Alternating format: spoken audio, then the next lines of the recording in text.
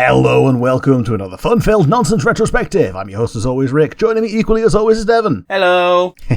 Yeah, before we get too far into what we're talking about today, which is more of She-Ra and the Princesses of Power, we're going to go into our time-honored tradition of the nonsense asinine hypotheticals. And do you have one for me today? I do have one for you. I think it's a good question. I also think we might run into that scenario where it might be difficult to answer, so that's fun. Okay. Alrighty, we're talking about She-Ra today. We've made no secret of that. She-Ra focuses on a lot of teenage/coming-of-age characters. Some of them have had good childhoods, some of them have had awful childhoods. My question's an easy one. You get to adopt a single fictional character, and your objective is to make them have a much better childhood than they did in their canon universe. Who do you choose to adopt, and how do you choose to improve their lives? Ooh. And you can only adopt the one. You can't, pull them. If there's like a set of twins or a brother and sister, I'll allow you to grab both, I suppose. But no more than two. And they have to be related. You can't just pick two random people that you want to save. Yeah, I think pulling out Anakin Skywalker and his mum might be a bit cheating because his mum is like a completely different generation. And it's basically the same story because you're pulling him away from his family to make him do something else. What's a better choice than Anakin Skywalker? So obviously the influence for this question is the fact that while Catra and Adora eventually managed to move past it and have brighter futures and brighter hopes, their childhood was quite clearly shitty. You can also extend this to any of the other teenage characters we see from the Horde, Lonnie, Carl, and what's his name, Rogelio or something? Yeah, Rogelio. And Scorpia. And Scorpia, but by all accounts, Scorpia had a relatively good childhood. Like, she never badmouths her parents because she wasn't brought up in the Horde. She was brought up with her mums. Yeah, she was brought up by her parents, and when the Horde took over, they kind of gave her special treatment because she's a former princess who chose to stop being one. Yeah. That being said, Scorpia could probably benefit from a better childhood. Like, not to knock her parents, it's just, not even childhood, just fate. Yeah, they weren't around for a lot of it. This is a really difficult one to answer. Yeah, it's one of those where it's broad, and if you have an idea in mind already, it's not too difficult, but yeah. Yeah, because, the go-to is actually Anakin. Yeah. So, what would be better than Anakin? Luke and Leia might be better, but I think the whole point of them doing what they did was serve the story better than one person taking them both. Yeah, no, I don't think taking both of them would be a good idea at all. No. I'll be honest with you, apart from the kidnapping, Leia had it pretty good. Yes, she did. War Master Horus. Okay. You know what? By extension, you could probably pick any fucking Primarch, but yeah, fair enough, go for it. Yeah, I'm taking War Master Horus and giving him such a balanced life that he has an informed decision when it comes to fucking over the galaxy. The problem is because it was literally chaos behind his fall, for lack of a better... It's a bit more nuanced than that, but they're the driving force. I don't think it matters how good of an upbringing he had. He was still going to get fucked. Yeah, it's a bit like Judas, isn't it? Like, he's predestined to betray Sanguinius and the Emperor and, try and kill the Emperor because of chaos. But, there's a possibility that with outside knowledge that he might be able to be ready for it, because as far as I'm aware, a big part of his fall was hubris that he had foisted upon him by the Emperor because of how much the Emperor favoured him. Which is weird because it's annoying that you bring up the fucking Judas analogy because Sanguinius had the exact same attention locked upon him and he was okay, so it's just more of a parallel between resisting temptation and falling, And he was an angel vampire, so don't fucking get me started on that shit. It's not like he didn't have his troubles. If you're not familiar with Warhammer 40k, Google an image of Sanguinus and look at the beauty of this man. He's more beautiful than Fulgrim, and Fulgrim gave a shit. Yeah, Fulgrim put effort into being a beautiful man at all times. Oh, God. It's you can't even blame your genetics. No wonder why Fulgrim fucking fell. He spends 14 hours a day trying to be perfect. And Sanguinius just rolls out of bed with bed hair, flaps his wings, and then just takes off with a toothbrush in his mouth. Oh, it's like that comic by the zombie woman with Crom with his majestic cape. What, your cape doesn't just flow? Oh, I've forgotten the author's name, but you know what I'm on about. Yeah. Awkward zombie. Yeah. So yeah, after maybe a bit too much deliberation, I'm picking War Master Horus. It's a good pick, although that being said, it would be like adopting a child soldier. You'd be on your fucking toes at all times. Oh yeah, and he grows up into a fucking titan. Like, these Primarchs, they do not stop growing, pretty much. But yeah, my one for you, ghosts exist. Oh no. You are being haunted. Oh no. Who would you like to be haunted by? Anne Boleyn. All right. Why? Why did I answer that so quickly?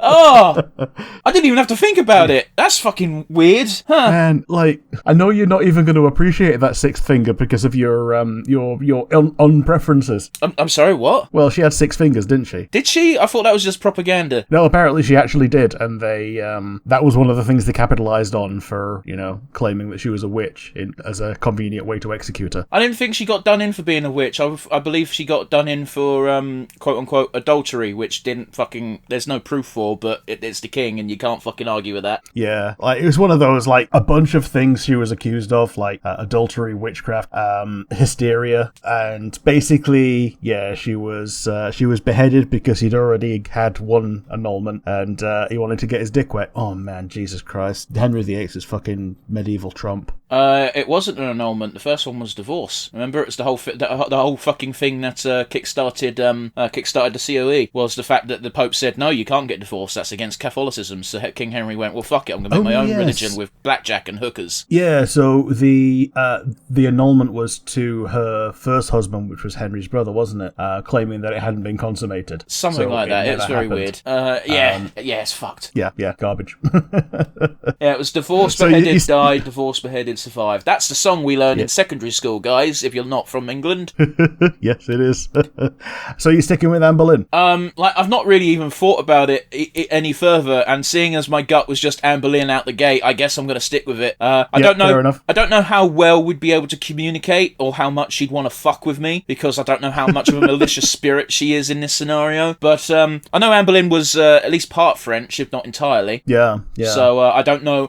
You got to bear in mind, given the year gap, even if she was fluent in English for the time, there's still a language barrier, because guess what? Language evolves. It does. Like, if you look at anything that was written back then, it's almost illegible. Yeah. Plus, by all accounts, she must have been ginger, because, you need double gingers to get ginger kids, pretty much. What's this about now? Because her daughter, Elizabeth I, was also ginger, so she must have been at least part ginger. I thought Anne Boleyn gave birth to Mary. I think Mary was the first, Oh, and Elizabeth was the second that lasted longer, because she wasn't a shitheel that kept on murdering everyone. Hang on 1 second. Oh yeah, no, you're right. Anne Boleyn was Elizabeth I. I don't know why I thought it was Mary. Yeah. Well, no, but bear in mind, I'm not fucking well versed in English monarchs apart from the ones they drill into you in secondary school. Well, these are the only ones that they do, pretty much. They call it the Tudors and Stuarts, and then it's like literally all Tudors, and then you get like James I, I believe, is Stuart, isn't he? Yeah, I think so. And then you get like one lesson on Oliver Cromwell, Lord Protector of England, who we treat as a hero, and the Irish treat as literal Satan. We don't even treat Cromwell like a hero. Like, depending on what side of the royalist scale you're on, depends on how you see the man. And even if you're anti-royalist, by all accounts, Cromwell's fucking scum. Oh yeah, totally. But yeah. Boy, that was a fucking tangent. Yeah, sorry. Yeah, so War Master Horus and Anne Boleyn for this week. Yeah, we're going to be talking about the Horde, or as they are sometimes known in universe, the Evil Horde. And where better to start than with the man himself, Hordak. Oh, okay. We're not going to start with the actual leader. Well, he gets usurped pretty quickly, so I guess we can start with Hordak and then come round to the ones we actually want to talk about a little bit better. Certainly. You actually pointed something interesting out out about Hordak, which, despite watching the series a couple of times now, I never even fucking clocked. And that is his differing colour of fluids compared to Horde Prime and his lot. Yeah. So, doesn't he have, like, purple blood and the Primees all have green? He's also got red eyes. Oh, well, yes, he's definitely got red eyes. As opposed to the Horde Prime's green aesthetic. Yeah, he's also able to grow black hair, which is another part of his being a defect. He's also got his teeth are the same red as his eyes. This could be a colour palette thing. It could be the fact that he is basically bleeding at all times. Both are reasonable. I don't think he's bleeding at all times, because that's a bit too metal for this show. A little bit, yeah. Also, when you look at them, they don't look wet. Yeah, true. But yeah, he's he looks like a hobgoblin, and he's the only person that we see until we see Horde Prime and the Primees who has this kind of character design, implying that other Horde members are not of this species, which, it makes sense. Mm-hmm. He is kept alive by his suit to a degree, and it's failing until later when Entraptor fixes it for him. Yeah, something I want to point out, which is going to be a theme, which, funny enough, shows have themes. Hordak is basically the first one to have the issues that every single other main antagonist ends up having, in that a combination of feeling abandoned and inferior, he passes on to Shadow Weaver, who then passes it on to Catra. Yeah, it's like kicking the bullying down the stairs. Well, it's literally like, it's even worse than that, because while I've not quite experienced this, I'm sure there's plenty of people who have, there's a tendency to pass on your own feelings and experiences to your kids, and while they're not related by blood, they certainly have a bit of a familial connection, or act a bit like a dysfunctional family. Hordak makes Hordak, basically, I learned it from watching you from Horde Prime, and does the same thing to Shadow Weaver, and then Shadow Weaver passes it on to Catra. And I don't think Shadow Weaver's even like Hordak in that respect. I think Shadow Weaver's doing it in this weird sort of way where she needs to take out her frustrations and anger out on something, but she doesn't want to do it on who she sees as her actual daughter, Adora. So it's like, here's this other shit kid, so I'm going to kick them. Yep. I think Shadow Weaver, it's also a case of she's expected to be evil, so she kind of has to fulfill that role to a degree. Like being in the Horde, she needs to project a badass aura, and if that means abusing your kids, well, there you go. Well, one of the easiest ways to scare adults is to have absolutely scared the shit out of them when they were a kid. Oh yeah, totally. Like it's a cycle of abuse. It's not even, they don't even really sugarcoat it. It's like if you punch someone when they're a child, it's going to hurt. Not just because you're an adult punching a child, but also because they are very small and they're forming early memories. And if one of their early memories of you is, oh, don't annoy that person, they will hurt you, by the time they reach 20, even if you're an old feeble man, they're gonna think, don't annoy them, they will hurt you. That's just gonna be buried in their brain. This is a bit darker than I intended to go. I'm sorry, guys. Well, we're talking about villains, so it was going to get dark at some point. Hordak has his little familiar, the little imp. I fucking hate this thing. Yeah, it's just a baby gargoyle, and all it seems to do is show up at the most inopportune moments, record what's being said, and then go back to Hordak and just go, hey, you know what that guy said? And then just opens his mouth and repeats it. I don't like criticising things for not looking nice, but this imp I really want to punt. It's not a very good looking creature. However, he does have some redeeming features.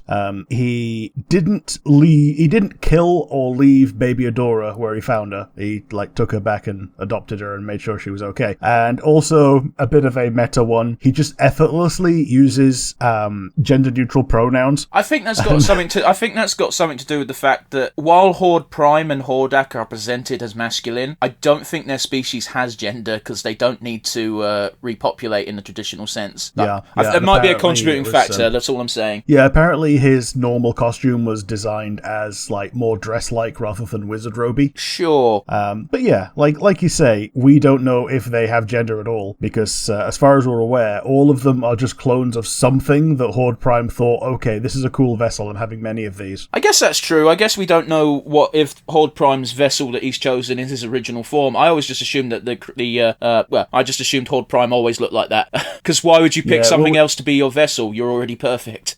Yeah, we also see the blob monster. The blob You monster? know, where he's like this, that cloud of blackness with some green eyes in it when he's, is near the end that we see that, and that's more like what Horde Prime was depicted as in the original She-Ra, apparently, as well. Oh, goodness, yeah, well, I'm not going back to watch that trash.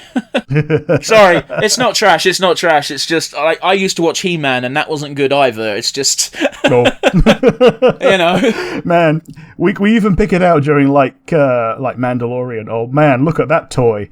And He-Man and She-Ra were literally just the entire series was that. Yeah, like, cartoons in the 70s and 80s were a bit of a grim time because while we had cartoons, they were Saturday morning cartoons designed to sell toys. Like, don't forget, the reason why all of the Transformers died at the end of the movie was so they could make more new Transformers to make new toys. Yes. So they could sell new toys to a new generation of stupid kids. Because kids are not going to want 17 different types of Optimus Prime. Only adults are going to want that. Yeah! Later on, when the adults have got the money for it, yes, the adults do buy 17 different forms of Optimus Prime. Oh, God, you're not wrong, and that hurts. Apparently the Lego Optimus Prime is really good because it even transforms after being built in Lego. Rick, I was with you when we discovered this. Yeah. I'm saying it to the viewers. Oh, okay, sure. Well, you don't have to say apparently, you can just say we saw it and it looks cool. But yeah, that's Hordak. He appears to be imposing. Turns out he's not, because he's basically wasting away and dying. And that's basically the reason why he doesn't get off his throne and take over the world himself, because he's actually not all that. Well, case in point, when he finally gets his upgrades, he just goes to the front line and starts wrecking shit. Yes, he does. And he's having a time of his life. But down the chain of command from Hordak is Shadow Weaver, and she's basically only a villain out and out in season 1. After that, she's downgraded a lot. Yeah, I think that's because it's literally just because in the first series, Hordak doesn't really give a fuck about the main protagonist, whereas Shadow Weaver's not even doing it in an altruistic sense. Shadow Weaver's doing it in a possessive sense of, I spent all my time raising you, I'm getting you back. Yeah, so Shadow Weaver treats Adora as her own personal project to retrieve, break if she needs to, and fold back into the Horde. Whereas for any other soldier, even someone with the Force Captain rank, she'd just let them be dead. Yeah, including Catra, and that's a real fuck. Yes. Fuck. Oh. It's not even including Catra, it's especially Catra. I forget which season it is, but there is a point where Shadow Weaver straight up says to Catra, like, the only reason you're still around is because Adora liked you, not because of you're special, not because we want you, we have to tolerate you. Yeah, which is a great thing to say to a kid, which she was at the time. Like, dude, she's even a kid at the end of the show. Yeah, I don't think many of the main cast breaches 18 by the end of the show. I think Adora and Catra are like 17 at a push. Yeah, like, the only ones that, like, explicitly are past 18 are the people who are in, like, married relationships. Well, or the cool, sexy aunt. Yeah. Yeah, the one who's always single. Yeah. And you don't really know why. No, she's just conspicuously single. Like, and it's not maybe even because she's a bit much. Maybe she's... I guess if she was tuned to 100 happiness, like, every time we see her, she's over the top, cheerful and happy, and I can see that getting annoying real quick. But that's because I'm a miserable cunt. So, you know, there's bound to be someone out there. Like, I don't know, man. I don't know. And it's not even like a veiled attempt at, like, oh, she's single because she's pursuing romance options that are forbidden. Because, as we know, the creators and the world of She-Ra does not give a fuck about that. Yeah, like, the closest thing they get to a forbidden relationship is between people of opposite sides, and this happens more than once. Like, we get, obviously, Adora and Catra, and we also get Entrapta and Hordak. But even with Entrapta, it's kind of a, she doesn't really care what side she's on. She's doing the interesting thing. It's funny that you say Entrapta and Hordak, because I thought you were going for Perfuma and Scorpia. Oh, I mean, by the time that happens, Scorpia is firmly in face territory. Yeah, but sure. But yeah, I do feel like, to a degree, the relationship that they have is what broadcasts that she's in face territory to the world, rather than what we, the viewer, have been able to see from her actions. Scorpia's in a weird place where she's kind of like Adora, in that she doesn't really see the Horde as evil, despite the fact they are clearly evil. Yeah. Yeah, the evil horde that live in the fright zone. Basically, what I'm Might not saying be so bad. is both Scorpio and Adora are himbos. There they are, totally. But Shadow Weaver, yeah, she used to be Light Spinner, and that was one of the stronger mages in Castapella's region. King Mike, she was King Micah's mentor. She tricked him into doing some evil magic. I don't think she even tricked him. Like, she just said, we need to do this powerful thing, and then when it became more and more clear that, oh, this isn't right, that's when Micah bailed. Like, yeah. It's one of those where, alright, she sort of tricked him, I get where you're coming from, but she never said that it was... You're never going to say the thing you're doing is evil. It's not evil. And I firmly believe that at that point, Shadow Weaver didn't even think it was evil herself. She just wanted to get more power. But as we know as viewers and people who have watched any media ever, if you want to just get more power for the sake of more power, you're probably not a good person. Yeah, like, it's one of those things. Ambition is normally seen as an evil virtue rather than a good one. It's not very often that you have an incredibly ambitious person in any kind of fiction remain completely good all the way through. I'm going to do a... Go on. And yeah, so after after Light Spinner gets banished, she just goes off the deep end, becomes Shadow Weaver, and needs to keep leeching off the Black Diamond. Well, I think there's also a bit of a mental side effect from being horrifically scarred as well, because... All right, listen, I'm not going to knock the animators or the design team, because, of course I'm not a dick, but she wasn't that badly scarred when she finally took her mask off, but compared to what she was before, that she definitely looks different, and I don't think you can take away the psychological scars that come from seeing your once unmarked face having, well, scarring, you know? Yeah, like suddenly you look more like a half dragon than a human. Yeah, something akin to that. Like, I'm going to use a bit of a niche example that's only relevant to me, so I apologise to everyone listening who doesn't give a fuck.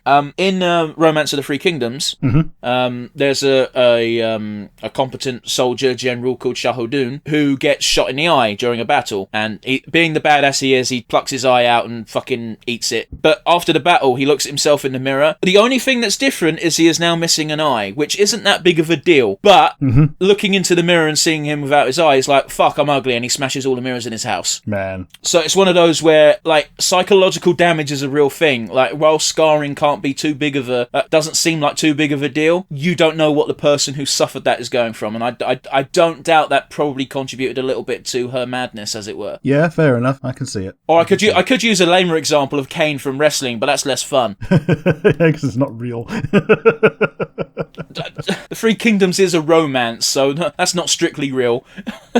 Oh yeah, totally. Its dramatization may not have happened. Oh, I wish they put that on the book. Oh god. The kayfabe of this historical period may not be real. Read with caution. Kayfabe of the Three Kingdoms. Oh god, I'd read that. I mean, I have, but you know. Oh, fucking hell. Oh, man. Yeah. So, yeah, Shadow Weaver's arc is she's in control as best as she can be in Season 1. Season 2, she spends mostly in the cell until she just gets let out. Well, she doesn't get let out. She tricks Catra. Yeah, she tricks Catra. Like, she's basically there to be Catra's punching bag whenever Catra wants to come and vent, but also Catra still wants some kind of recognition for her, even in that state, and Shadow Weaver knows this and is withholding it because that's the only power that she has at this moment. It breaks my fucking heart seeing the scene where Catra's finally... She did the thing that Shadow Weaver wanted. She leaves. When she comes back, she's practically skipping and wagging her tail as she looks forward to speaking to Shadow Weaver, and then she realised Shadow Weaver's gone, and the realisation, and it's just like, oh, it stings, Rick. Yeah, and we get another one of these justified Catra tanties. Yeah. But yeah, Shadow Weaver then goes to Bright Moon. She gets put in the favourite joke. Guest prison. The guest prison. Yeah, the prison is just the guest bedroom, and they don't even have bars, and it's really nice. Like every time it comes up, it's fucking funny. It's take her to the cells. Do you mean the guest room? Yes, I'm in the guest room. And when they do it again later on with Micah and Angela in the not real world, it's just even funnier. Like, yeah.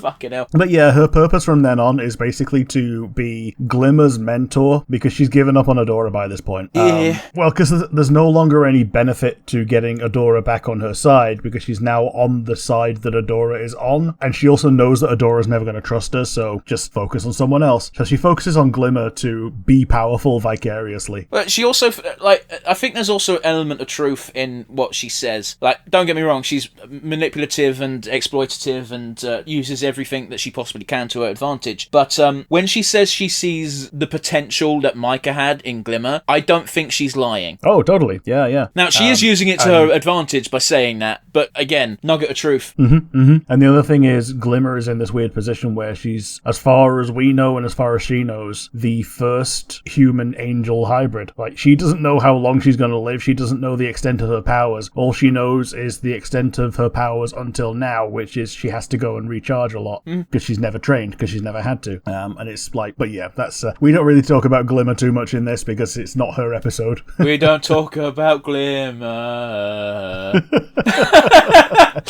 But yeah. Sorry, I'm taking myself too much. But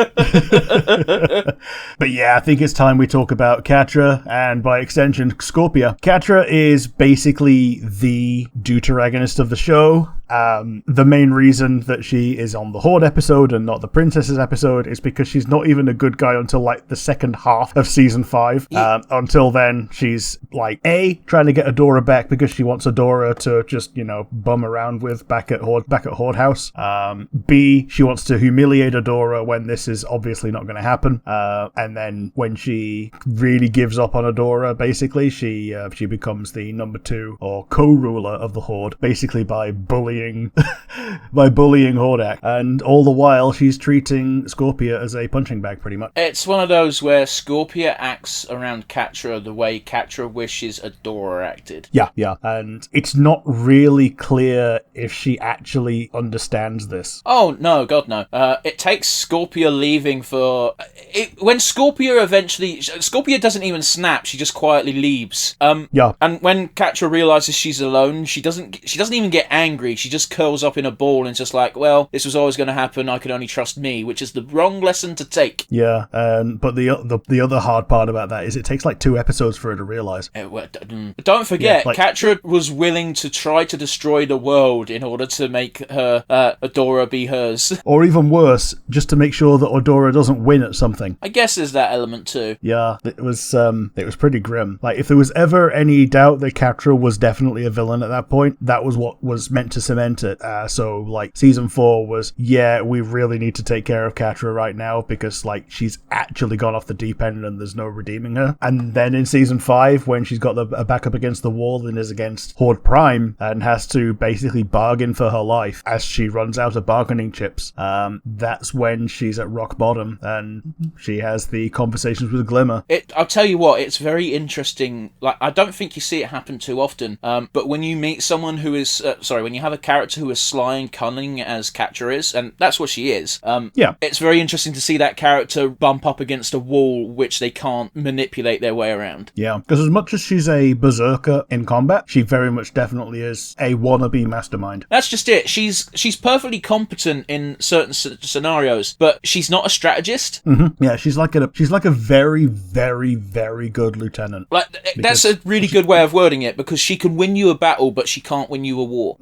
So Force Captain is pretty much a perfect rank for her. And it just so happens that she has her sights set a little bit higher than that. I also want to point out, I don't want to knock her by saying she's not a strategist, because let's be honest, the good fucking guys aren't either. No. Like, if you look at fucking the main 3, fucking Adora, Bo, and Glimmer, none of those think long term. Bo does sometimes, to his credit, but even then, his long term planning is like a week from now, not a year from now. I think Catra's best planning is when she uses resources, or when she uses people as resources and just sends them to do things. For instance, Double Trouble. Like, the fact that Double Trouble goes and infiltrates the Best Friend Squad is basically because Catra thought, oh yeah, this will be a good idea, it'll fuck with them. Yeah, and to Catra's credit, she didn't make Double Trouble... Sorry, she didn't trust Double Trouble straight away. She eventually fell into the trap of trusting Double Trouble, which you should never trust a mercenary. Yeah, she trusted Double Trouble at precisely the wrong time. She needed someone to replace Scorpia, essentially, as her, like, the one person she could trust. And that's exactly when Double Trouble just revealed that they were a triple agent. And also even just straight up saying, yeah, you shouldn't actually trust me, before she started putting her trust in them. And yeah, did the whole thing of transforming into people just to fuck with her. Like, she's been doing that for a while, but when they specifically transform into Adora to fuck with Catra, that was basically, yeah, this is why you suck. Yeah. Oh, that scene was also fucking a gut punch, where Catra just breaks down and says, no, you don't get to be here now of all times. And Double Trouble, that's what actually makes Double Trouble break character, going, wow, I knew you had it bad, but I didn't realise you had it that bad. Yeah. Double Trouble is the perfect cross between troll and spy. Oh, totally. Yeah, they perform both incredibly well. The only downside is that because they are a mercenary, they can always be bought. Not always. And as soon as you know this. I'm convinced that Horde Prime would never have been able to buy Double Trouble, because Double Trouble's one of those special types of villain where they're like, yeah, I'll fight anyone I'm paid to fight, but I'm not going to fight someone that's trying to blow up Earth because I live there. Yeah. Yeah, they're firmly on the side of chaos, and anything that seeks to eradicate any form of individuality is like a complete antithesis to Double Trouble. Which really is Horde Prime's MO. Yeah, totally. Like, there's even a point where Double Trouble tells us that the only reason they're not there still fighting and killing Horde clones is because it's too easy and it's boring. Yeah, they're all a bit predictable. But also, by the same token, knowing how easy it is and knowing the Horde clones makes them very easy to impersonate for Double Trouble. Yeah. Like, even though they have mind control and basically a mini hive mind, Double Trouble is able to replicate that. Yeah, but again, Double Trouble says it's far too easy. Yeah. Like, it's boring. Like, bear in mind, the last shot we get of Double Trouble is them casually murking 2 fucking Horde clones for no reason apart from fuck them. Which, I'm not gonna lie, I kind of respect. Yeah. But yeah, we've got Scorpia. As we've said, she's the princess of the Scorpion people, controlling the Black Garnet, which then becomes the cornerstone of the Fright Zone after the Horde take over her territory, which is meant to be by surrender. So they willingly became members of the Horde so as not to get, completely wiped out and killed. Yeah, it's one of those. It's an interesting question, actually. Like, how many soldiers did Hordak start with? Because, by all accounts, he just sort of appeared one day. Yeah, like, my assumption is that it was mostly the machines. Oh yeah, I forgot they had those. Yeah, like Emily, but all the ones that are not Emily. Yeah, and as we learn, once Entraptor starts doing her upgrades, those robots were basic bitches, but I guess if you're fighting them for the first time, they'd be pretty scary. Yes. And then, yeah, as soon as you've got a few people, you can put them in tanks, and then you've got your tanks. Yeah. But we don't know when they were able to start making tanks, so there is that. But yeah, Scorpia is a hugger. She is a very large lady. She's built like a brick shithouse. She's got giant scorpion claws for hands, and a giant scorpion tail for a tail. It's a good thing she's a hugger and not a grabber, because you'd get snipped in half by the claws. Oh yeah. And yeah, she pines after Catra like nothing else. Well, I remember messaging you when I was deep into it must have been, I'll tell you what episode it was. It was the episode where they went to the winter area and she bonded with Seahawk for a bit. Ah, yes. Where I remember messaging you saying, man, this kind of sucks because I know where Catra's destiny lies, and it's not with Scorpia, and Scorpia's got it bad. Yeah. Yeah, that was way back in season 1 as well, like the season 1 finale. No, season 1. It was season 2 because it was because Entraptor was with the two of them on the evil side at that point. Oh, okay. Yeah, no, I know what you. In season 1, Seahawk had a chat with Scorpia when they were infiltrating to try and save. I can't remember who it was. It must have been Glimmer. Most likely from either that or just save Adora from Catra when all they're doing is having a horny dance. No, it was. I'm pretty sure Glimmer had been captured because it was just after Princess Prom. Glimmer and Bo. Because at the end of it, Glimmer had the weird glitches with her poofing. But yeah, Seahawk tried to blag his way in, and Scorpio almost got tricked. Yeah. Yeah.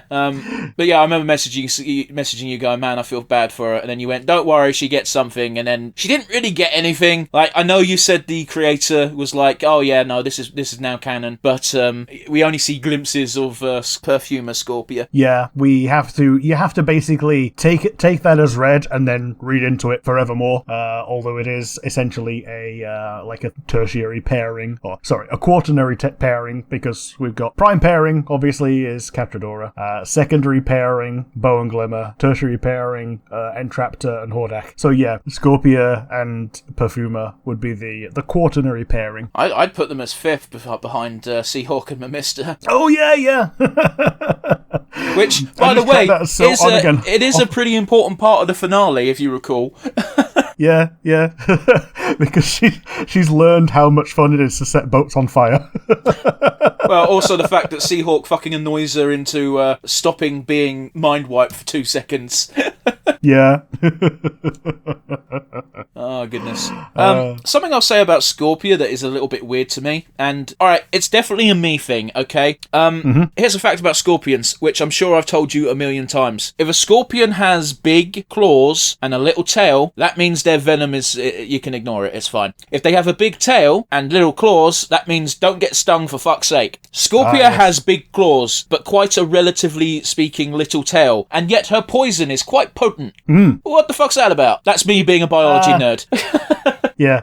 Well, we also know the poison isn't lethal. The main thing that we've seen it do is make Double Trouble glitch. Well, I'll tell you this, Rick. If a scorpion's poison was enough to paralyze someone for a few minutes, that's considered a potent poison. Sorry, I'm saying poison, Yes. venom, whatever. Oh, yeah, I know what you mean. Yeah, poison-type Pokemon thing, yeah. So, it's one of those, we're dealing on scale, so she is human-sized. She is more than human-sized. So, the dose that she can give is relative to something of her own size. So, if a scorpion can do paralyzing venom on something its own size and nothing bigger, then that would be weak poison. No, I'm not giving you that one.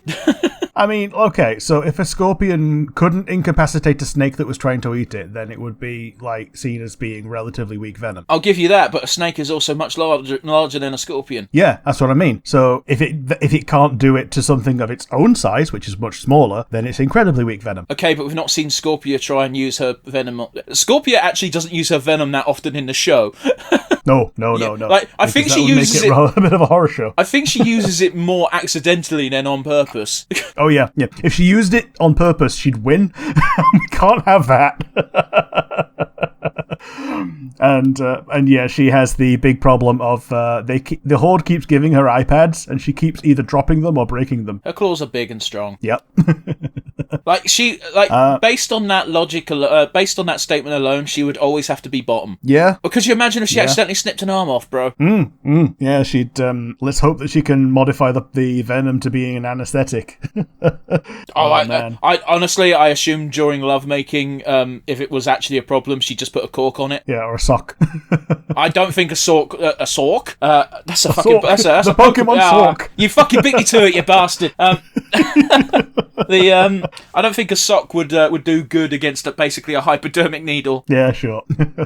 A mitten. Why do we need this oven gloves and a rubber band? Why do we need this battle armor for Scorpia? You don't want to know. She's best friends with Entraptor. I'm sure Entraptor could do something about this. Yes, it's true. Speaking of Entraptor, she starts life as a shut-in, a Ronin princess that doesn't have. Well, she's basically a fake princess of a kingdom that doesn't have a gem. Can I just say this very quick? Entraptor's in a weird place because she's technically the oldest princess. Yeah, I think so. She's like 26. Yeah, fair enough. I can't remember where I read that. It might be bollocks. But yeah. Although it does kind of make sense. Yeah, she's also autistic as fuck. Yes, she's basically What If Peridot, but different show. For real. By the way, when I say that, I say that to try and be funny, but the real thing I'm trying to get at is it's nice to see neurodivergent people actually show up in shows and not just be weirdos. Yeah, so she very much definitely is a weirdo, but she's not just there to be a token someone on the spectrum for that show. I mean, for fuck, it just shows up in like one episode and then goes away. I mean, for fuck's sake, Rick, she is literally I can't even remember if it was one of those where the most tearjerker moment on the show for me was that fucking moment in season 5 where everyone's yelling at her and she doesn't even snap. She just heads off and she gets yelled at again and she says, "No, you don't understand. Everyone's upset with me. Everyone's yelling at me. I don't know how to help, and this is how I help." Yeah. And it's like, fuck, I can't, man. That sucks. Yeah. Although it is pretty amusing how the way to get her to join your team is tell her that you've got an ancient super technology spaceship. She's just immediately walking past you to find it. Yeah, that's earlier on Beast Island, but yeah. Yeah. That's actually more amusing than the moment I'm talking about, because the moment you're on about is after Bo gives this really passionate, heartfelt speech, and he straight up says to Entraptor, "Did anything I say worked?" And Entraptor, in the most condescending but adorable way, just goes, "No." Oh no, but you mentioned a ship. And she that's basically how they get off Beast Island and just embark on season 5, isn't it, pretty much? Aye. Yeah. But yeah, she's a lot of fun. She's pretty much the tech person. She's got a rather intimidating silhouette when her mask is down because it's just some red eyes. Yeah, and they play that for great effect in the intro. Yeah. Especially when they flip it up and she's just smiling and it's like, oh, she's adorable. Yeah, and then she joins the villains and she's still adorable. Well, I think you worded it best, and I can't remember if it was on screen or off screen, because hey, guess what, guys, we talk off screen, we're friends in real life. Yes. Where it's like she doesn't even join the Horde, she's just there. Yeah, totally. Like she spends a lot of the time just mucking around in the air vents, doing as much tech as she can. Dude, because that's what interests her. I still remember when she's in prison and she's got all the shackles on everything, including her hair. And she just keeps slipping out, and every time she slips out and she's caught slipping out by Catra, she just goes, "Oh, sorry," and then puts herself back in the shackles. And it's just the most pointless fucking horse and pony show ever, but it's so funny.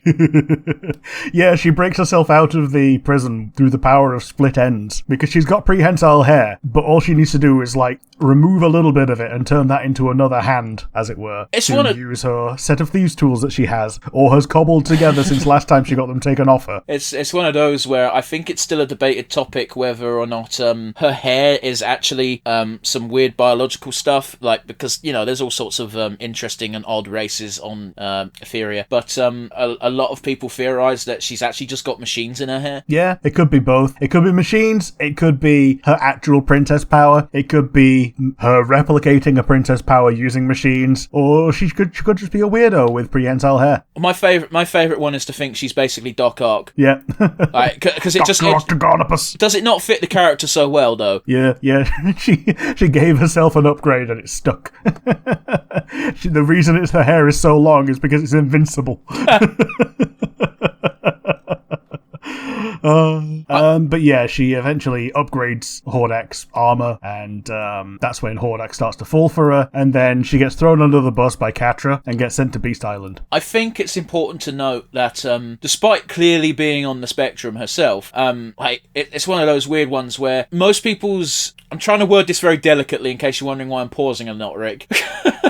Sure. A lot of people's exposure to people on the spectrum is their outbursts, because when they're not doing an outburst, okay, guess what? They act pretty fucking normally. That's the same with any condition, in that most of the time the way that you deal with a condition is you pretend not to have it, and it's the same with something that's chronic or something that's just part of who you are, or even if it's something not terrifying, something temporary, like I have irritable bowel right now. I'm going to do my best not to poo myself in front of you. I'm just going to make it seem like I'm a normal person. Managing your symptoms is normally the number one thing that you're doing at all time. And yeah, when you're on the spectrum, it's very difficult to do that and keep your composure, which is what leads to meltdowns and outbursts. And the reason why I'm getting at this is not just to pussyfoot around subjects and whatnot. It's because there's one scene I remember particularly well, because it's a good fucking fucking scene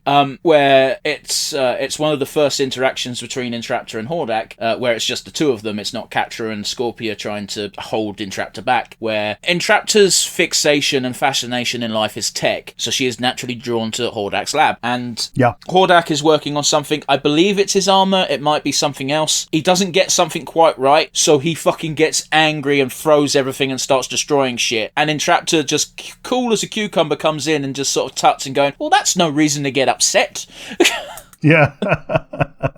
yeah. That's the kind of thing that she does, though. She just goes in completely emotionlessly whenever she can and solves problems that she can solve. And anything that she can't solve, it's like, okay, bye-bye. That's your problem. Oh, goddamn. I'm just remembering all the bad times they've used autism in media. Yeah. Oh, yeah. I've not seen it, but one of the Predator movies, it's like, this kid's special. Why? He's got autism, so therefore the Predators want him. Why? I don't know. It's like they're using it as a buzzword to try and draw an audience. Mm-hmm. Like the Predators want to make this autistic kid into a supercomputer to hunt other humans. It's not even that, because that would at least explain it. Yeah. But even that would be fucking stupid, because the Predators are far more, despite being a weird race of hunters, they are far more technologically advanced than us already. Yeah, they also like hunting. And they don't need to put a kid's brain, not even an adult's brain, in some computer so they can hunt humans, which are very low on the list of things that are cool to hunt. Yes, it's they're rather easy. All you have to do is kill them and they're dead. Unless your name's Dutch, but yeah. Yeah. As in literally Dutch, not the language. Yeah. But yeah, that's Entraptor. Oh yeah, and the reason that she's with the Horde in the first place is because the best friend squad forgot her and thought that she was dead. Well, they didn't forget her, right? They left her behind when they were doing their assault on the Fright Zone in season 1, thinking that she was basically dead, and then forgot to go back for her. No, they didn't. Okay, they did think she was dead after that, but they didn't leave her behind because they thought she was dead. They ran to the door and they said, "Hurry up, Entraptor," and then the door shut. Yeah, it's a bit different. Like, leaving behind means like, well, they're dead, we might as well leave, as opposed to, we need to go, the door is closing, hurry up, and then the door closes. They're two different scenarios, that's all I'm saying. Mm-hmm, fair enough. Yeah, she's basically girl Alador. Alador? Oh yeah, Blight, yeah, gotcha. Yeah. Basically, what you're saying is, hey, guess what? All these other characters who are autistic and done well, this is that character again. Yeah, because the ones that are done well are done well. Hey, and guess what? This one predated Alador. yeah, totally. But don't think she predated Peridot, though. No, I looked this up because... Who was it? I think it was Scorpia. I think Scorpia is Stevani. Jesus Christ. I was going to say, if you say Scorpia was Peridot, I would have said, no, she fucking isn't. No, it wasn't. No, it was Catra that was Stevani. And when I looked this up, it was, the Steven Universe Basic ended before She-Ra ended. Okay. And She-Ra started just before Steven Universe ended. Okie dokie. And then, yeah. Because Stevani doesn't show up that often, but yeah, there we go. I've got to be honest with you, Rick. Before She-Ra, I probably would have pointed to Steven Universe as and I'm not using this in a derogatory sense, the gay show. Oh yeah. The if you want to have rainbow flag representation, then yes, Steven Universe was the biggest one at the time, and probably still is, because I don't think it's really been overtaken. Like, I think even in terms of numbers, I think She-Ra and the Princesses of Power didn't get as big of an audience. The Owl House has a quantifiable audience of, yes, this is how many people have watched the finale, but it's not about the representation really as much as about the story, and the representation is just something that is there. Oh well, but I'll give Universe, it's a lot more front center. Yeah, Steven Universe, it almost seems like a core theme. It's also kind of a core theme of She-Ra, but you could take out all of the. Okay, I'll put it this way: with She-Ra and with the Owl House, and fuck it, even with Amphibia, the queerness in the show doesn't feel like it's just there so that the queers can have something in the show. Mm-hmm. I'd say it's the same with Steven Universe. Yeah, but Steven Universe is a different kettle of fish, because again, I think if you take all the gay characters out of Steven Universe, the show needs to be remade. Do you know what I mean? Because almost all of them are gay to a certain extent. Yeah, you're left with Steven, Amethyst, Connie, and Greg. And meanwhile, with She-Ra, yeah, pretty much every character is also a different representation of the rainbow, let's say, because that's a cute way of saying it. But you know, if you took out the big kiss at the end, you could okay, yeah, I'm sure some people would be like, it's still gay, but it's like the story doesn't lose any beats because of it, you know? Oh yeah. Like, I think the closest thing you get is that Bo would have a mom instead of two dads, and that's about it. Same with Scorpia. Yeah, but even with Scorpia's parents, it's not even clear. It's just a photo. Like it's a photo, and that's it. It's a line at one point where Scorpia says mums. No, I don't think she does. I think I messaged you one day saying, does Scorpia have two mums? Because we see this one picture and they both look like women. And then, but it's never really touched upon. In fact, it's implied that her parents are no longer with us. Oh, yeah, definitely. Otherwise, they would be the princess. One of them would be the princess still. Is that how that works? I believe so. There's a princess and the princess. So I think in Etheria, the idea is if you are the princess, then you're the one that can access the power of your country's gem. But until then, you've got limited access at best. But I could be wrong. I get what you're saying, but that also... sorry, I'm doing that thing I do when I'm trying to think of words where you go... You know when you're trying to speak, but you've got no words to say, so the back of your throat just kind of gurgles in a weird way? Yeah, totally. It's one of those where... Glimmer and Angela make those entire waters just muddy. Yeah. Because when Glimmer takes over the full power of the stone, she's not princess anymore, she's queen. This is true. So it's one of those where, because we've seen that aspect, every kingdom might be different. Plus we've got Entrapta, who's a princess, so fuck it. Yeah, but she's very obviously a princess with no gem. Yeah, and she's not shy about reminding people of that fact at pretty much every opportunity. Yep. Almost as if it becomes important later on. Other ones we've got in the Horde, we've got Lonnie, Kyle, and Rogelio. They end up as a throuple, and they're basically the only grunts that matter. Yeah. And who's the one that's from the... What was it? Oh, yeah, it's Huntara. Huntara is the ex-Horde bounty hunter who lives out in the Crimson Wastes. I melted when I saw Huntara for the first time. So did Adora. You're not wrong. Yeah, I think this scene was what made Catradora possible in Fanon. Because it was a thing in Fanon before that, but this is what made it okay, we're on, boys. What, because Adora definitely likes girls? Oh, yes. Right, okay. Definitely likes this particular one strong girl, and therefore the jar is now open. And what was the other Kyle? Oh yeah, other Kyle was a bandit. Oh yeah. But yeah, I like the three grunt kids, Lonnie, Kyle, and Rogelio. But boy, does it bug me that they end. Sorry, I'm going to rephrase that because that sounds poor. I'm not bothered that they became a throuple. I am bothered about the fact that they still treat Kyle like shit, like everyone else does. Oh yeah. Even when there's a throuple, Kyle's still bottom. Again, I'm not against that so much. Like, we get a glimpse on that in that one episode during the acid rain and the transport where they're like, oh, we don't want Kyle to get hurt, but they still fucking bully the kid. And I don't know, we don't know the behind the scenes dynamics. Maybe he's into that, but it from an outsider looking in and from what information we've gotten, it seems a bit fucking harsh. Yeah.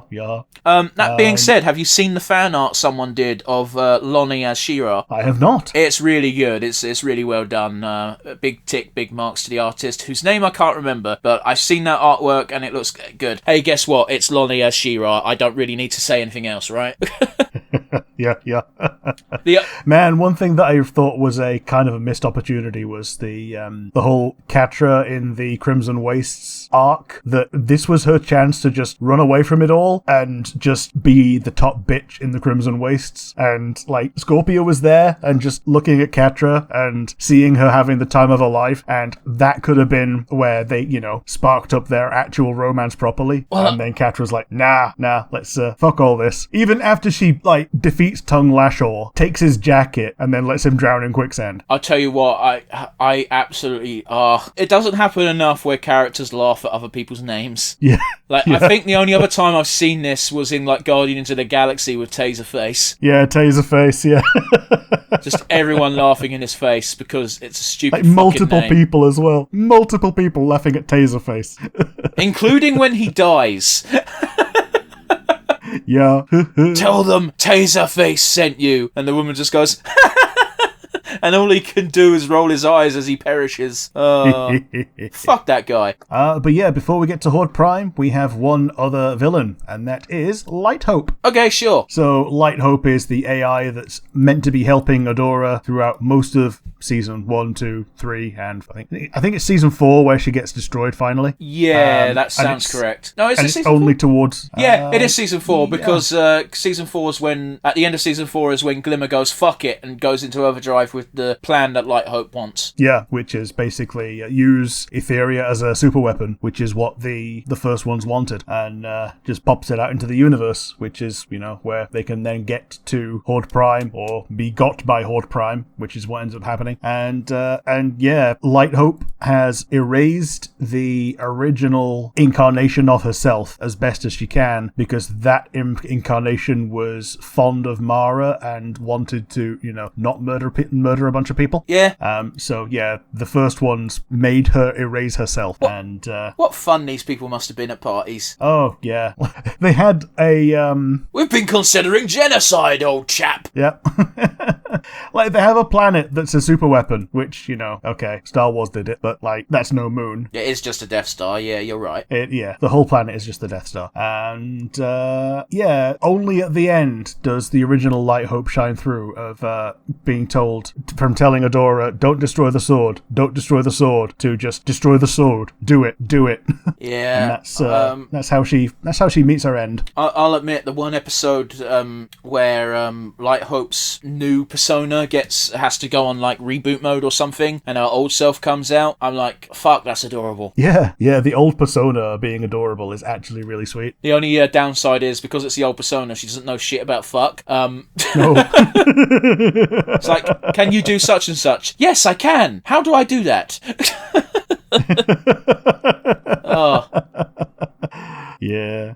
And yeah, so the actual final villain, Horde Prime. I do want to give an honourable mention very quick. Go ahead. There are 3 Force captains that show up. You got Grislaw, Octavia, and Cobalt. Cobalt is in it for about 2 seconds doing the Force Captain induction. Grislaw is the big hairy fucker who is of no consequence. Octavia I want to talk about because yeah, the reason she's got one eye is Catra. Yeah, but I also like the fact that dude, she's really cute. Yeah, isn't she the villain of the Boys Night Out episode?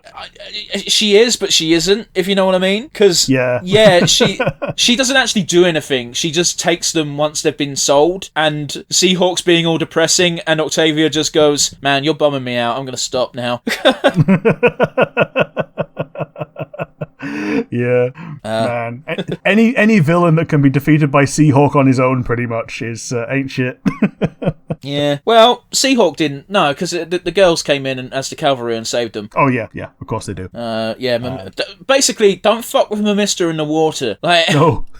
That's like saying, I'm going to fight Aquaman. Where are you fighting Aquaman? In the sea. Oh, okay. Yeah, all right. Good luck with that, buddy. It's not even that. It's, I'm going to do something Aquaman hates in the sea, and just not even consider that he might not enjoy it. Hey, I'm going to fight Superman. Where are you fighting Superman? Next to the sun. Space. Fucking hell, man. Oh. Yeah, because at the end of the day, Octavia's just some octopus/squid lady. She's not anything special. Yeah, to her credit, she probably does have a non-zero amount of, maneuverability in the water. However, Mimister can control where that water is. I might be misremembering, but isn't there a point where the Horde troops are getting completely owned by Mimister, Adora, and co? And doesn't Octavia just go, all right, I'm out? That sounds about right. But yeah, if you see Mimister and she's pissed at you and you're on a boat, you should probably run away. Unless you're Seahawk.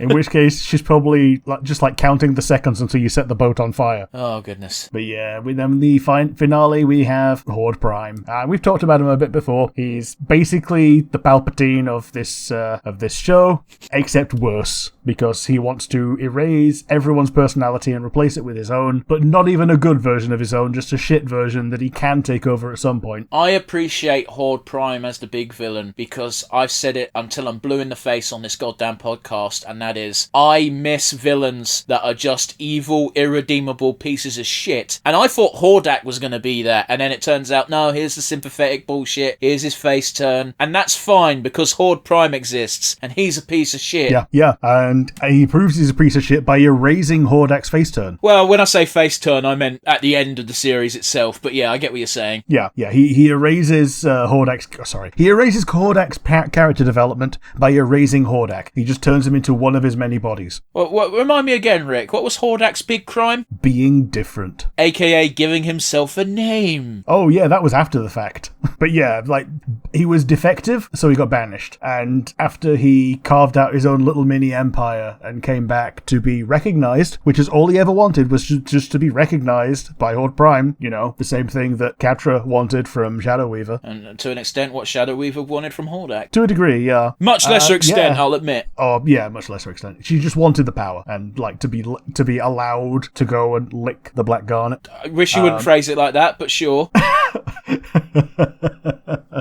But yeah, Horde Prime just... His main way of dealing with people is turn them into Horde Prime mini-slaves or give them a little chip, which turns them also into Horde Prime mini-slaves. People who have got chips on them also are fully aware of everything they're doing and not able to do anything about it. Yeah, unless they get pissed off by their significant other enough. Yeah, and either Horde Prime is not aware of this and doesn't care, or he is aware of it and he likes it this way. I think he is aware of it and he just doesn't care. Sure, because by the time he's chipped everyone, then they're all on Team Prime anyway. Pretty much. But yeah, the only reason he doesn't do anything bad to Glimmer specifically is because very early on, Catra comes in with the save saying, oh no, you need Glimmer for the super weapon to work. Yep.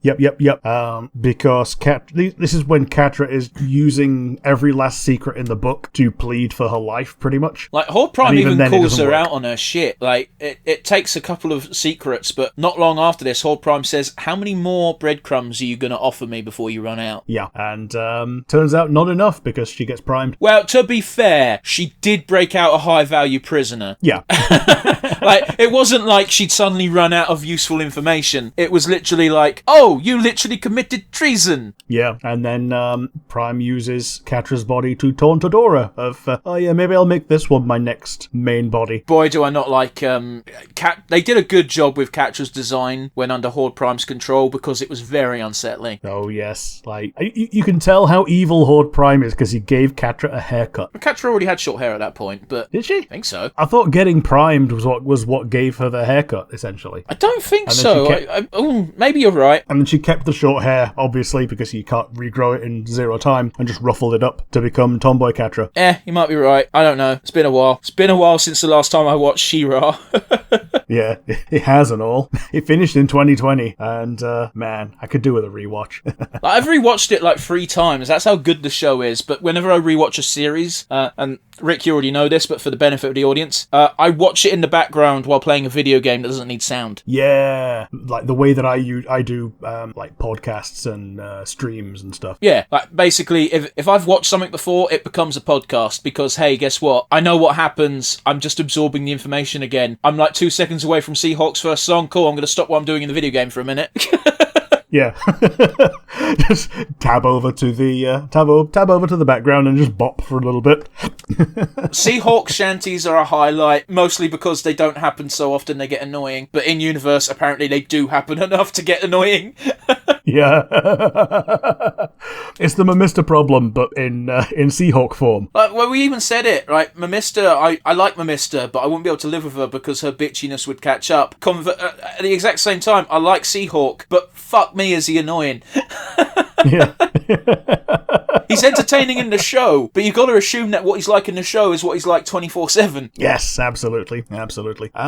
But yeah, I think it's good enough time to wind down into our final 3. Well, do you not want to do a few things very quickly, in the sense that we've got 2 character deaths that we kind of glossed over, being Shadow Weaver and Horde Prime himself. Ah, yes. So Shadow Weaver has her heroic sacrifice to save both Catra and Adora from the the defense mechanism of the planet destroying Etheria. Yeah. I think I've said it before, but I'll certainly say it again. I think it was a sacrifice that needed to happen. I don't think it was enough to redeem Shadow Weaver. Yeah, but it's one of those where you can't go back and bollock her for it, and I think she knows that, so she's basically going out with a smug smile saying, yeah, you've got to appreciate this. You're welcome, bitches. Like, I wasn't sad because Shadow Weaver died, because I was like, it's Shadow Weaver, and she did it. This is the best end she could have hoped for. I was upset because of the way Catra and Adora reacted. Yeah. Because despite all the shit she put them through, she was still the closest thing they had to a mother figure. Yeah. And even after all this time, and knowing that she's not a good person, and knowing that they've had the time, Adora in particular has had the time to, get catharsis from Shadow Weaver, but, that was never going to be forthcoming. No, God, no. And if the sacrifice didn't happen, then it would also not be forthcoming in future. But it's the kind of thing where, yeah, maybe in a world without war, she might actually calm down and stop being bitch ant. Well, I've seen some fan comics of her settling down with Castaspella, and I love them, but yeah. I also know that that's not what happened, and that probably never would have happened in canon. But, we've all got to have a vodka aunt, and... Yeah, I think she's more the absinthe aunt. I was going to say, I think she's the crippling alcoholic. Listen, if she was a man, it would. Oh fuck me! It would be a bit more of a true to life analogy that people are more used to. I think that might be one of the issues that some people have watching this show. In that, usually, like I'm using alcohol, but it's not really alcohol. Replace alcohol with power, and you got Shadow Weaver. It's the abusive alcoholic stepfather, except it's power hungry stepmother. Yeah, I feel you. It's also another case of gender roles are bullshit. Yeah, people should be judged on their actions and reasons. Pretty much, man. We kind of glossed over them as well, because we did talk about Double Trouble a lot, but we didn't really give them their own segment. Oh, yeah. So, yeah, Double Trouble has a bit of a heel-face revolving door based entirely on money. It's not entirely on money, because when it's not entirely on when money. they do their face turn the first time, it's because basically Glimmer backs them into a corner. Yeah.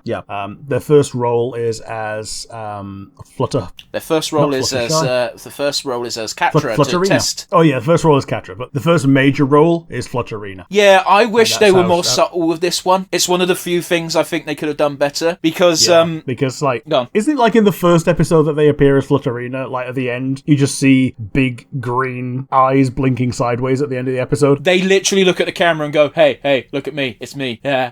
Which, until that point, I was suspicious because everything that was going on was a bit weird, but I wasn't so suspicious that I was like, oh, shouldn't trust this character. Reminds me of last week's Filoni gag of, he might as well have just been grinning at the screen, thumbs up in one hand, waving with the other. But Rick, they did that. Like, all right, they didn't wave and have a thumbs up, but they did that. The camera turned into them, and they were just like, "Hey, it's me. Fuck you." Oh, wouldn't it have been fun? Yeah. Apparently, the original Flutterina shows up in season 1, and we know it's the original Flutterina because it's at the Princess Prom, which Double Trouble is also at. Yeah. as well as literally the creator. Yeah. ND Stevenson and their wife. I've forgotten. What do they go by now? Just ND at the moment. Oh, because it used to be Noel, right? Yeah, I think they've now settled on ND. ND. Okay, I assumed they changed their name, but I wasn't sure. Well, I guess they have, but you know what I mean. Mm-hmm. Yeah, sure, no worries. Because when this came out, they were out as a lesbian, and I think it was the last Pride month. They ended it with saying, "Oh, by the way, this is now where I am in life," and it's like, "Oh, that's cool." Yeah. Sorry, he is now a he. Okay. Goes by ND or Nate, but the D is still Diana. So yeah, that's a middle name though, isn't it? So yeah, it's just a link to the past. Sure. But yeah, Nate Diana Stevenson. Sure. I'm probably just going to put listen, because I'm so shit with names at the best of times, I will probably continue to refer to them as the creator of She-Ra, and even that's not technically correct. The reinterpreter of She-Ra for modern times. Yeah, that makes that tracks better. Yeah. But yeah, last character death, Horde Primes. Yes. So there's a fake out where Hordak Palpatines him. Palpatined him fucking hard. Yeah, like proper chucks him into a pit. Oh god, And the then- speech that he's giving while he's doing it hits so fucking hard. Yeah. Oh, it's the best bit of voice acting. Top 3 bits of voice acting in the show. Yeah. Oh, yeah. Sorry, go on. It's great, but like, he's all about the evils of free will. He wants everything to be gone, and then he even just resumes his speech after he possesses Hordak's body, just showing how hopeless it is to fight his horde of Horde Primes. Hey, isn't a hive mind a fucker? Yeah. Oh. Because anything that's been fully like primed is just ready to be a vessel for him. But yeah, it's the She-Ra power that basically drives him out, really. I forget if it's this moment or if it's earlier on. I think it's during the final fight where Horde Prime straight up says something along the lines of "You're not the first one I've killed," Yeah. implying that he's had encounters with She-Ra before. Oh yes. He treats She-Ra as his oldest enemy, no matter who is wielding the sword. Whether or not there is a sword. Yeah. Like, apparently the sword was like a recent thing as something to control the She-Ras, to make them do what the first ones wanted. Well, it's interesting, isn't it? Because in theory, not even in theory, in practice, the sword can take any shape anyway. Yeah. And a lot like Mamista being annoyed out of mind control, it's ordering Hordak to kill Entraptor, which is what makes him resist the mind control well enough to Palpatine him. Again, it's literally Palpatine. Like, the reason why Vader turned on Palpatine is because he couldn't bring himself to kill Luke. And that, like, no matter what Palpatine has promised, this is the last promise that is broken. It's also, and it's like the straw that broke the camel's back in that kind of thing. It's also really funny in the Star Wars context. Sorry, I know I'm going on a bit of a tangent, because Palpatine is like, for a long time, yeah, kill me, Vader, do it, and then Vader picks the worst possible time to do it. Yeah, it's when he's at full lightning and he takes most of it to his face, and it's just okay. It's a bit anticlimactic. Pick up, put down. Oh, but you know, it's like you've explained before that like every time Palpatine has an apprentice, and he's had many, because of the way Sith are built, like there's a little bit of you that's like the apprentice has to betray the master at some point, and there's a part of Palpatine that's like, I wonder if he'll be able to do it. Yeah, because Palpatine had hobbled Vader so much that it's possible that Vader was just comfortable as number 2. Which is a big problem for Sith. Yeah, it's a big problem. Like, it's a massive problem because it also stops a third apprentice from rising up through the ranks and killing Vader, because Vader will root this out very quickly because he's quite happy being number 2. Oh, case in point, he fucking hates the Inquisitors. Yeah. We're getting on a bit of a tangent, Yeah, I know, but you know, you can't bring up Palpatine and not have a mini Star Wars rant. But yeah, they finally get rid of Horde Prime after he tries to possess Hordak himself. Yeah. And now he's gone, and now everyone is happy, and She-Ra and Catra are fucking off to space. Yeah, and Mamista just points at Hordak and Entraptor and goes, is everyone just okay with this? I think the exact wording is, are we just ignoring this? Which, you know, I wouldn't say Hordak's reformed exactly, but it's very clear that with Horde Prime gone, his motivation for invading shit goes with it. Yeah, he's not reformed, but he is tamed. Oh, it's a fucked up way of putting it, but it's not wrong. Yeah. And, apparently Horde Prime's full title is Emperor of the Galactic Horde, Ruler of the Known Universe, Regent of the Seven Skies, he who brings the day and the night. Gotcha, he's General Yunan. Yep. But not as fun. Oh, yeah. Yeah, you know what? Horde Prime is probably the anti-fun of the universe. Oh yeah, totally. That's like his MO. Erase all fun and individuality. But yeah, I guess that would be a good time to wind down to our final 3. So, from the villains of She-Ra and the Princesses of Power, do you have a favourite moment? Do I have a favourite moment? Oh boy, that's a fucking wide gambit to fucking swim across. I think my favourite moment is going to be the actual confrontation, the second confrontation when he snaps out of it between Hordak and Horde Prime, because like that could be the climax of the show, you know? That's how fucking hard-hitting it is and how well directed and acted it is. At least from where I'm sitting. Yeah, totally. So. Yeah, totally. It's a difficult one to top as that. But what about you, sir? What about you for a favourite moment? I think my favourite moment is actually the realization, when Catra finally has the realization that Scorpia has been gone for like a couple of episodes now. It's not a positive moment, and a favourite moment doesn't have to be a positive moment. You say this every time you have one that's not positive, just in case the audience hasn't got on it yet. Oh yeah, just in case the audience is listening for the first time this far, and by the way, hello.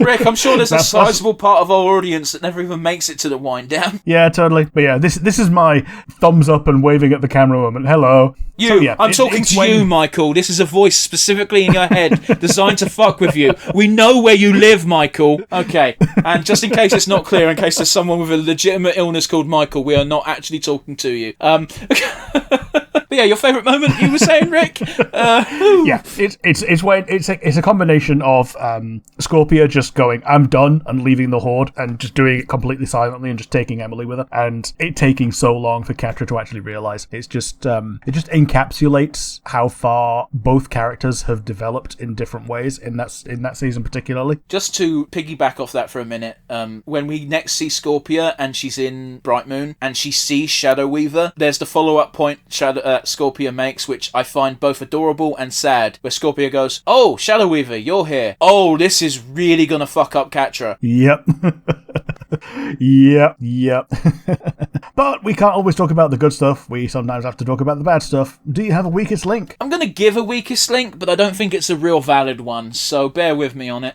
There's only ever one main villain at a time, and not all of them are strong. Right, okay. You know, until Horde Prime shows up, a lot of the villains are a bit wishy-washy. Now, I know that sounds weird, because I think Shadow Weaver and Hordak make great antagonists, but we've seen their we've seen their limitations pretty early on. It's not even just their limitations. They unfortunately, it's a side effect of good writing in that we see more than the two-dimensional character of these characters. We see their flaws and weaknesses and the glimmers of goodness, as well as the reasons why they're fucked up and evil the way they are, which makes them slightly less effective as straight-up villains. Because while you never support them or root for them, there's scenes you see them doing stuff and you go, that's not a good thing to do, they shouldn't be doing that, and they're obviously the villains. But I get why they're doing it. Yeah, fair enough. And again, totally. I don't think it's even remotely valid as a weakest link, but it's the only thing I can think of on the spot, because I didn't think we were doing weakest links today.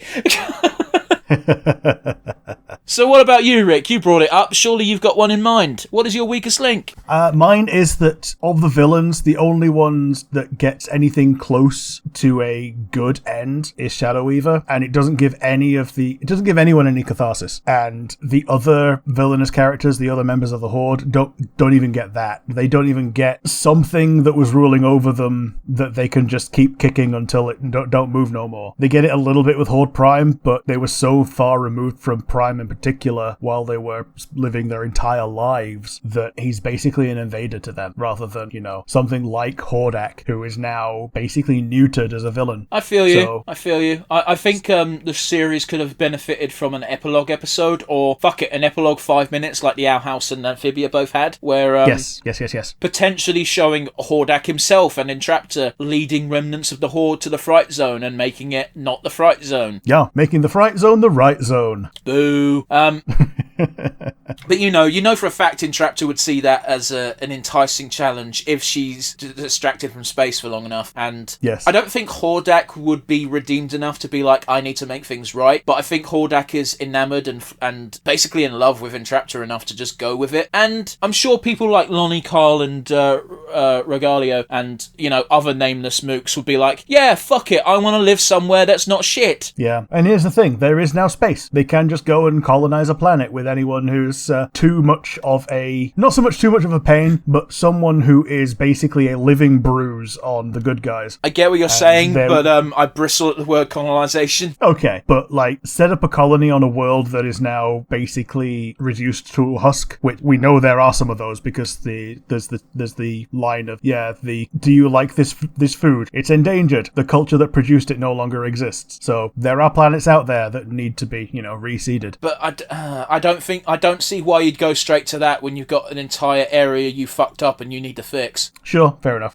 But yeah, now I guess it's time for the good old MVP. So, do you have a most valuable participant? Horde Prime. Yeah? It's not a question for me. I like all the villains are great, all the antagonists are antagonistic, but I am a sucker for an, what's the word I'm looking for? An unforgivable arsehole. Yeah, true. Like, something that you can hate and just love to hate, and it's just a hate thing. Like, literally, like, I didn't even like Hordak going into the final season, but when Hordak's like, I'm doing this to impress my brother so he'll accept me again, and the first thing that happens is Hordak's like, I've colonized this planet for you, I've taken it over, it's yours. And Horde Prime's like, bitch, the fuck you doing? Yeah. You know? As if, well, the alternative side to that is only one, and it's taken you how long? Well, again, I think the only reason why Hordak, like, it is a split of opinion, because, yeah, you're right, Horde Prime should be like, but Hordak's entire motivation for taking over a planet all on his own, with his own resources, was, I was being discarded and thrown away anyway, so if I bring a whole planet, that's gotta be impressive. And you're right, Horde Prime's like, that's not impressive. Also, you now have free will, so you must die. You must die.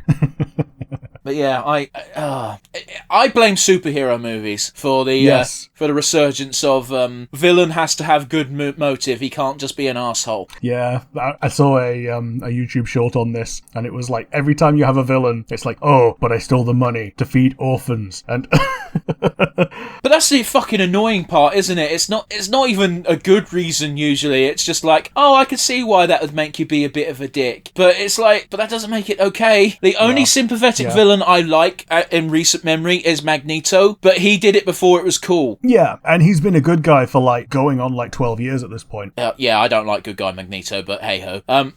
Yeah, he's done too many murders to be just straight up a good guy, in my opinion, but that's just my opinion. I'm not the writer of Marvel Comics. Oh, don't worry, all of Marvel Comics are lagging right now. But anyway, that's a discussion for another day, methinks. Rick, what about you? Of the villains of She-Ra, Princesses of Power, the Netflix DreamWorks bullshit, who is your MVP? I've got to go with Catra, because she's the deuteragonist. The entire show shows her evolution, or devolution indeed, from bruiser to wannabe mastermind to trying to destroy the world just so the person that she's fixated on doesn't win, and then trying to grasp at the straws of her power and failing, and then from rock bottom, like, actually having a face turn. Yeah, it's a hell of a face turn too. Yeah. But admittedly, I'm convinced that if she didn't have her back to the wall as hard as it was and as isolated she was, I think it would have taken a lot longer, or perhaps not happened at all, for that face turn to occur. Yeah, and it comes in two parts. Number one is freeing Glimmer, and number two is I love you, I always have. Yeah. And then